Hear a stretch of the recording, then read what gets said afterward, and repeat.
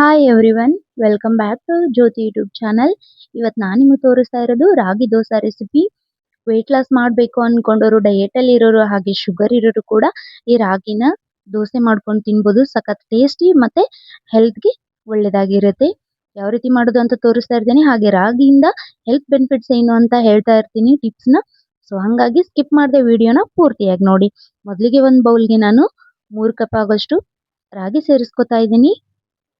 3 cup ರಾಗಿಗೆ ನಾನು ಅರ್ಧ ಕಪ್ ಆಗಷ್ಟು ಉದ್ದಿನಬೇಳೆ, ಹಾಗೆ 1 ಕಪ್ ಆಗೋಷ್ಟು ಅಕ್ಕಿ ಸೇರಿಸ್ಕೊಂಡ್ಬಿಟ್ಟು 2 ರಿಂದ 3 ಸರ್ತಿ ಚೆನ್ನಾಗಿ ತೊಳೆದು ಅದನ್ನ ನೆನೆಯಕ್ಕೆ ಇಡ್ತಾ ಇದ್ದೀನಿ. 5 ರಿಂದ 6 ತಾಸು ರಾಗಿ ನೆನೆದ ಮೇಲೆ ಮಿಕ್ಸಿ ಜಾರಿಗೆ ಹಾಕೊಂಡ್ಬಿಟ್ಟು ಅದನ್ನ ನಾನು ಹಿಟ್ಟು ರುಬ್ಕೋತಾ ಇದ್ದೀನಿ.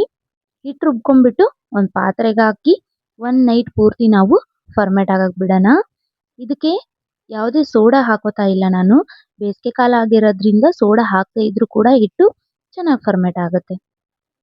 ತುಂಬಾ ಚಳಿಗಾಲ ಇರುವ ಟೈಮಲ್ಲಿ ಮಾತ್ರ ನಾವು ಸೋಡಾ ಯೂಸ್ ಮಾಡ್ಕೊಳ್ಳೋಣ. ಮತ್ತೆ ರಾಗಿಯಿಂದ ಸಿಕ್ಕಾಪಟ್ಟೆ ಅಂದ್ರೆ ಸಿಕ್ಕಾಪಟ್ಟೆ ಹೆಲ್ತ್ ಬೆನಿಫಿಟ್ಸ್ ಇದೆ. ಇವಾಗ ನೋಡಿ, ಬೆಳಗ್ಗೆ ಎದ್ದ ತಕ್ಷಣ ತರ ಹಿಟ್ಟು ಫರ್ಮೆಟ್ ಆಗಿ ರೆಡಿ ಆಗಿದೆ.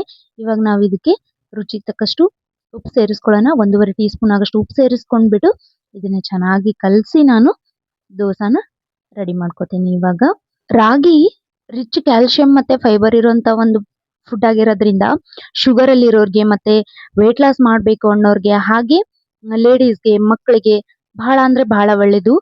ಬೋನ್ಸ್ ನ ಸ್ಟ್ರಾಂಗ್ ಮಾಡುತ್ತೆ ಕ್ಯಾಲ್ಸಿಯಂ ಜಾಸ್ತಿ ಇರೋದ್ರಿಂದ. ಹಂಗೆ ಫೈಬರ್ ಅಂಶ ಇರೋದ್ರಿಂದ ಶುಗರ್ ಕೂಡ ಒಳ್ಳೇದು. ಬ್ಲಡ್ ಶುಗರ್ ನ ಮ್ಯಾನೇಜ್ ಮಾಡುತ್ತೆ. ಹಾಗೆ ಡಯಟ್ ಅಲ್ಲಿ ಇರೋರು, ವೇಟ್ ಲಾಸ್ ಮಾಡ್ಬೇಕು ಅನ್ಕೊಂಡವ್ರಿಗೆ ಕೂಡ ತುಂಬಾ ಒಳ್ಳೇದು. ಯಾಕಂದ್ರೆ ಸ್ವಲ್ಪ ತಿಂದ್ರೆ ಹೊಟ್ಟೆ ಫುಲ್ಫಿಲ್ ಅಂತ ಅನ್ಸುತ್ತೆ.